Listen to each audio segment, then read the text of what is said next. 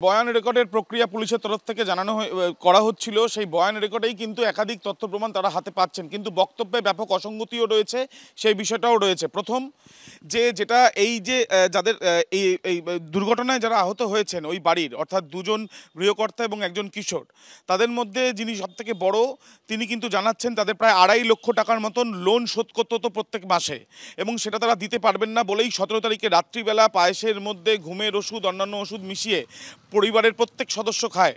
এবং তারপর পরের দিন সকালবেলা অর্থাৎ 18 তারিখ সকালবেলা থেকে দুপুরবেলা পর্যন্ত দেখা যায় যে বাড়ির 3 জন মহিলা সদস্য, তাদের মধ্যে একজন কিশোরীও রয়েছেন, তারা কিন্তু ঘুম থেকে উঠছেন না। তারা তখনই নিশ্চিত হন যে এই 3 জনের সম্ভবত মৃত্যু হয়েছে। এরপরে দুজন গৃহকর্তা তারা ছাদে গিয়ে ঝাঁপ দেওয়ার চেষ্টা করে, কিন্তু সেটাও ব্যর্থ হয় তারা।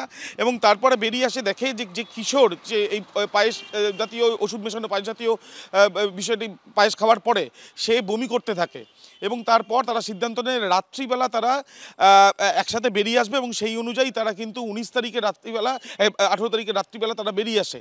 এবং যেটা তোমায় জানিয়ে রাখবো, যেটা এখান থেকেই তদন্তকারীদের কিন্তু সন্দেহ, এত বয়ান যখন দিচ্ছে সে একবারের জন্য যে 2 মহিলার হাত কাটা অবস্থায় রয়েছে বা সেখানে ইনজুরি রয়েছে, তাদের গলায় ইনজুরি রয়েছে, সেই বিষয় নিয়ে কিন্তু কোনো তথ্য বয়ানে সে জানায়নি।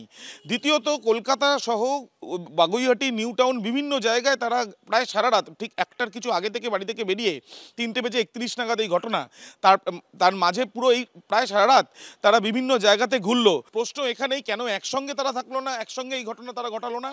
দ্বিতীয় হচ্ছে, রক্তাক্ত অবস্থায় যে বাড়ির 3 জন মহিলা, তার মধ্যে একজন কিশোরী, তারা যে বাড়িতে রয়েছে সেই বিষয় কেন পুলিশকে জানালো না?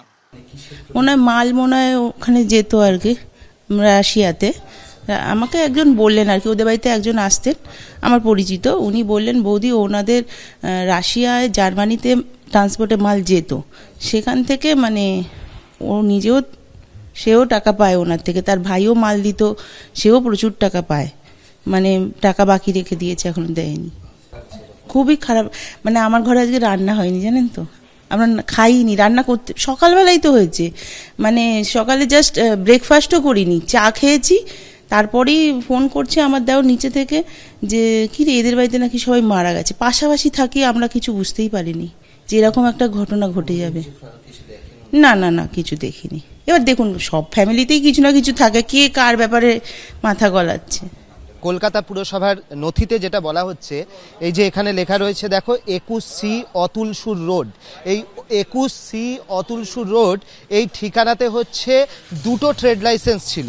সেটা হচ্ছে প্রোটেক্টিভ লেদার গ্লাভসের 2টো কোম্পানির এখানে হচ্ছে ট্রেড লাইসেন্স ছিল। একটি এমনি প্রোটেক্টিভ লেদার গ্লাভস, আরেকটি হচ্ছে এক্সপোর্টের। তো যেটা দেখা যাচ্ছে যে এই দুটোই কিন্তু বন্ধ করে দেওয়া হয়েছে 2023-24 সালের পরে, অর্থাৎ 24 সালের মাঝামাঝি কোনো একটা সময় এই দুটো বন্ধ করে দেওয়া হয়েছে। এবং কলকাতা পুরসভার পোর্টালের মাধ্যমে আবেদন করে মালিক পক্ষ তারা এই ট্রেড লাইসেন্স বন্ধ করেছেন, অর্থাৎ তাদের ব্যবসা, ট্রেড লাইসেন্স তখনই থাকবে যখন ব্যবসা থাকবে, ট্রেড লাইসেন্স নেই বলে তাদের ব্যবসা নেই। এবার একটা বিষয় প্রতিবেশীরা বলছেন, বা স্থানীয় সূত্রে একটা জিনিস জানা যাচ্ছে যে এদের যে এই প্রোটেক্টিভ গ্লাভস তারা তৈরি করতেন, সেটা মূলত পাঠাতেন হচ্ছে রাশিয়াতে। এবার রাশিয়া, জার্মানি এরকম জায়গায় এই প্রোটেক্টিভ গ্লাভস বা লেদার গ্লাভসগুলো তারা পাঠাতেন। কিন্তু রাশিয়া এবং ইউক্রেনের সঙ্গে যে যুদ্ধ হয় তার প্রভাবে তাদের ব্যবসার ওপর এসে পড়ে। তারা এই যে এক্সপোর্ট করতেন রাশিয়ায়, সেই এক্সপোর্ট বন্ধ হয়ে যায় এবং তাদের আর্থিক অবস্থা খারাপ হতে থাকে। বিভিন্ন জায়গায় তারা ধার করতে থাকেন। এরকম প্রতিবেশীরা বলছেন, এরকম অনেকেই আছেন যারা তাদের থেকে টাকা পেতেন।